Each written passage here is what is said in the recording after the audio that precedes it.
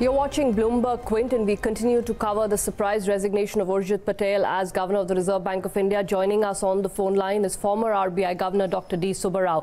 Dr. Subbarao, good morning. Thanks for taking the time to speak to us. This is Ira here. So first, your thoughts on this, well, not entirely unforeseen, but certainly unseemly event.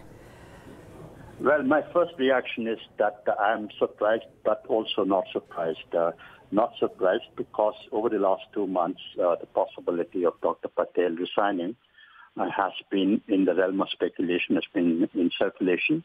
So I was not surprised. But I was also surprised a bit because after the November 19 meeting, we got a sense that the government and RBI have resolved their differences and have formulated a mechanism for working together. So I was a bit surprised when Dr. Patel resigned yesterday. Dr. Subbarao, while Dr. Patel has cited personal reasons, is it not fairly clear that the government just pushed too far? And I keep putting the government's, conversations with the RBI in two buckets. A bucket where perhaps the government had a say, such as reserves or setting up a committee on reserves, and those of mundane regulation where the government, frankly, had no business of intervening, Dr. Subbarao. Well, yes, on your first part of the question, I don't believe that Dr. Patel resigned for personal reasons. It is very clear that his resignation is a reaction to the developments over the last 2 months. And I think he must have agonized quite a lot over the wording of the statement, and it is testimonial to his sense of responsibility that he indicated personal reasons rather than the circumstances or developments or the spat with the government over the last 2 months. And on the specific issues, the two buckets that you referred to, I agree with you that there are some issues on which the government should not intervene, such as monetary policy and regulatory policy, and some issues on which the government has a say, such as the surplus. But I also want to say that on every issue, whether it's monetary policy, regulatory policy, or any other policy of the Reserve Bank, the government can let its position or its view be known. But there's a limit to how much the government can push, and there's a way of pursuing its position. So in both those factors on the limits to which they pushed and the way they pushed, I think they must have caused the resignation of Dr. Patel. Mr. Subbarao, what does this resignation do? Does it send a message to the government that you can't meddle with the RBI's affairs beyond a point, or does it actually do the reverse? Suggest that if pushed far enough, an RBI governor will choose to step down, and then, we don't know what happens next, who gets appointed, and whether any of these decisions do finally get pushed through or not. There is that ambiguity too. No, I'm sure that the government has a lot of experience and maturity. They will certainly, I think they will introspect into what's happened over the last 2 months and how they have pursued their positions and how the RBI has responded. And I hope and believe that they will take some corrective action.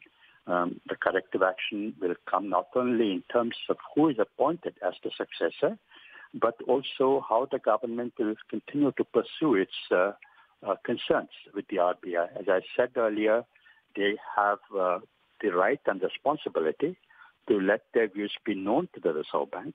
But there are ways of doing that, and there are limits to doing that, and I think the government must respect them. And the single most important lesson that the government must take away from this is to see what corrective action they have to take. They're dealing with RBI as not just the regulator, but also as the monetary authority. Mr. Subbarao, the resignation came a few days before the central board meeting, which is due later this week. One of the issues that was left over from the last board meeting was this whole issue of the governance structure of the RBI. Nobody knows where that's coming in from, but the suggestion seems to be that the board become more and more active. How comfortable are you with that suggestion, knowing the current composition of the board, sir? Well, I'm not quite comfortable with that suggestion. The RBI is not structured for the board to drive policy. The board has, as several people have said, several board directors for the past and present have said, is enjoined to take decisions on administrative and managerial issues and to advise the governor and the RBI management on policy issues. But if the board has to decide on policy, I think the structure of the board has to change radically. You cannot have business people, corporate leaders on the board. They're very eminent people. They add value to RBI board deliberations. But if the board has to take policy decisions, I think they will encounter conflict of interest. Second, I think you cannot have part-time directors in that case. You have to have full-time directors in the RBI, taken from the market, working full-time in the RBI and taking decision on policy issues. So the short answer to your question is that the current structure of the RBI board is not suitable or appropriate for the board to take decisions on policy. Dr. Subbarao, I know you have to go, but I have two last quick questions for you.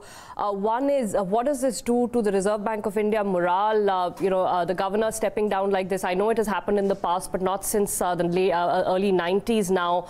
Also, there were all of these rumors doing the rounds whether Dr. Viral Acharya may step down as well. Just to point out that there's been so much uncertainty around the central bank for now a period of months. This can't be good for morale. Well, I would see it the other way. I would see this as a morale booster for RBI because Dr. Patel's resignation sends a strong message that the government, no matter which government, this one or in the future, should respect the autonomy of the Reserve Bank of India. And so I would think the staff of the Reserve Bank will see this as something positive in their favor, that a message has gone to the government that there are limits to which the government can push the RBI, and there are ways in which the government can push the RBI. Okay, so I would see this as a positive. That's a fair perspective. Dr. Subbarao, last question to you. How does the government now move forward? How important is it for them to make an announcement of a new governor soon? An extremely credible appointment would be important because, the whole world is watching. We have a far more open economy than we were the last time around that this happened. Yes, of course. You've given the answer, Ira. They've got to find somebody who is credible, who would stand for the autonomy of the Reserve Bank of India, who is mature, experienced. But I also want to say this, India has an enormous amount of talent. There would be at least a dozen candidates who can credibly fill the shoes of the governor of RBI, men and women of exceptional caliber. And I would think that, the government has to make a replacement decision soon. But I don't think also that they should rush into a decision. They should do it quick enough, but not as if ship is going to wreck if no appointment is made in the next 2 days. They should be cautious, deliberate, careful, but as I keep saying, make haste slowly. Absolutely, Dr. Subbarao, and there is an interim arrangement that can be put in place at the RBI. Dr. Subbarao, thank you so much for taking the time to speak to us on Bloomberg Quint. That's former RBI governor with some words of advice to the government. Of course, he says this would be a morale booster for the RBI, which should see their former governor now, Urjit Patel, as having stood strong against government pressure. Thanks for watching Bloomberg Quint. Continuing coverage here of Urjit Patel's resignation and on BloombergQuint.com.